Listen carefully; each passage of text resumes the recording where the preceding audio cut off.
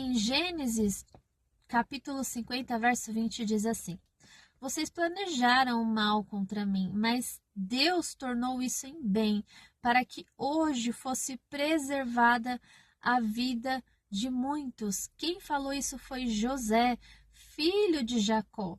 José era o filho preferido e por conta disso despertou inveja e ciúme dos seus irmãos. Então ele era constantemente humilhado, massacrado pelos próprios familiares. Ele foi jogado no poço, foi vendido como escravo.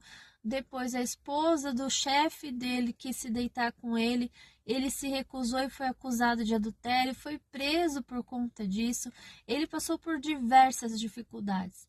Mas José ele era focado em Deus. Ele não ficava preso às circunstâncias, mas ele cria que Deus era aquele que ia ser a justiça dele. E o fato dele focar em Deus não era só no sentido de que Deus supriria, ou de que Deus o apoiaria, ou de que Deus faria justiça. Não, o foco dele era um foco maduro.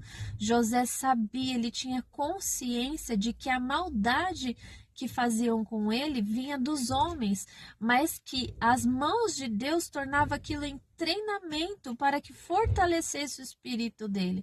Ele tinha consciência madura de compreender que todas as adversidades da vida causadas por pessoas, no futuro era revertida em bênçãos, era transformada pela mão de Deus num fortalecimento que só ele poderia ter, porque só ele viveu aquelas circunstâncias.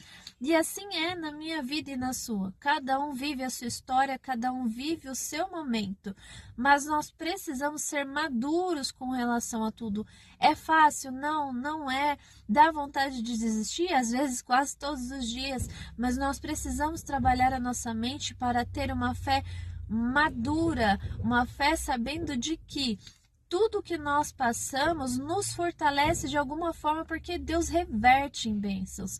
E isso é tão grande, era tão grande no coração de José, que ele foi além. Ele diz aqui, para que a vida de muitos fossem salvos. Então José ele não focava nele, ele sabia que era sobre propósito, ele sabia, ele tinha uma convicção dele de que todo esse treinamento, toda essa reversão de maldição em bênçãos não era sobre ele só, foi sobre ele também, mas era sobre multidões de pessoas.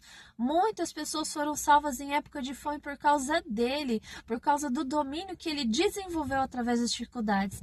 E é isso que Deus tem para mim e para você, fortalecimento. Então se alegre no Senhor, porque ele tem